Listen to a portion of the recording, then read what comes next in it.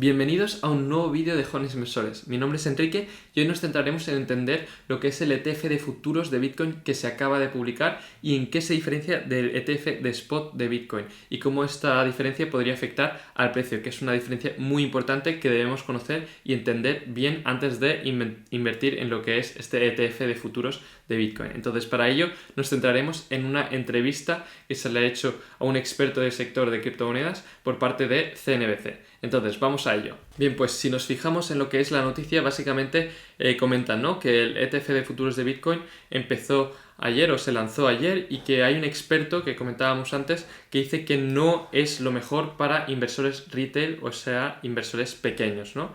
Y básicamente sigue comentando que cuando se anunció que el ETF de futuros de Bitcoin se aprobó, el precio de Bitcoin sobrepasó los $62.000 y de hecho estamos ahora mismo por encima de los $62.000 aún.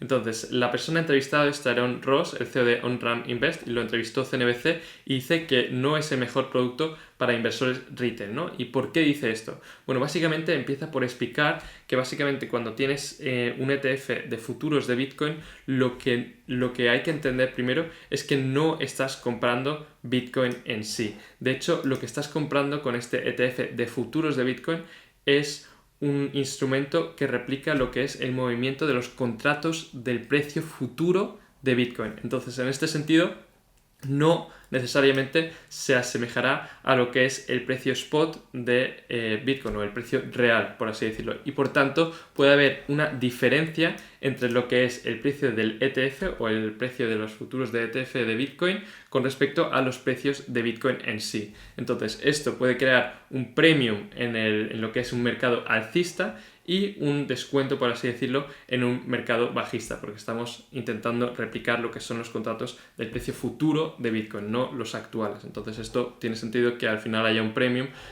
durante un mercado alcista, que un premium básicamente significa que está más caro el ETF de futuros de Bitcoin que Bitcoin en sí. Entonces esto es algo que tenéis que tener en cuenta.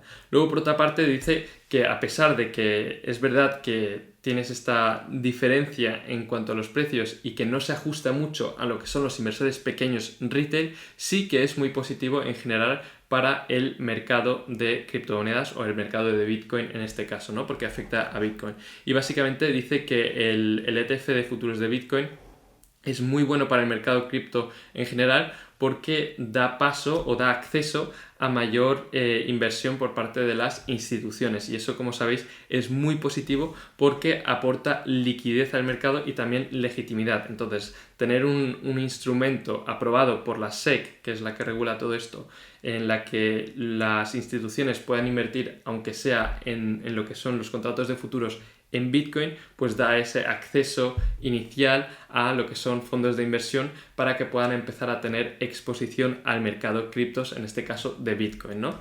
Y al final es lo que remarca aquí, ¿no? Que al final los fondos de inversión son los que realmente se beneficiarán, mientras que los inversores pequeños no son realmente los que con el ETF de futuros se van a beneficiar, sino que se beneficiarían quizás un poco más porque se simplificaría todo el proceso con un ETF de spot que actualmente no tenemos, ¿no? Entonces, es verdad que ayudará mucho en cuanto al acceso institucional, pero no ayudará en cuanto a lo que son los inversores pequeños. Y aquí acaba diciéndonos que independientemente de que sea spot o un ETF de futuros, es importante que tengamos en cuenta que tenemos que entender primero el instrumento en el que estamos invirtiendo, ya sea Bitcoin en sí, un ETF spot, un ETF de futuros, y que además invirtamos con lo que estamos dispuestos a perder, porque al final es muy volátil y estoy totalmente de acuerdo que siempre que estamos utilizando dinero para invertir, tiene que ser dinero que estamos dispuestos a perder, porque si no entran las emociones y no tomamos decisiones racionales, sino emocionales,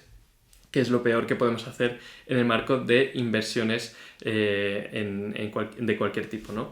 Y ya para acabar, comentaros que el tema del ETF de spot quizás no tiene por qué estar tan lejos, porque como hemos visto ayer mismo, Grayscale se está preparando para convertir lo que es su trust en un ETF spot de Bitcoin. Entonces, esto naturalmente habrá que ver cómo se desarrolla, pero me parece muy interesante y podríamos tener un ETF spot muy pronto también. Así que nada, con esto os dejo, espero que os haya gustado. Si os gusta, dadle like, comentad y si queréis ver más contenido así, suscribiros porque vamos a seguir activos por YouTube durante todas las próximas semanas y durante los próximos meses. Así que nada, un saludo.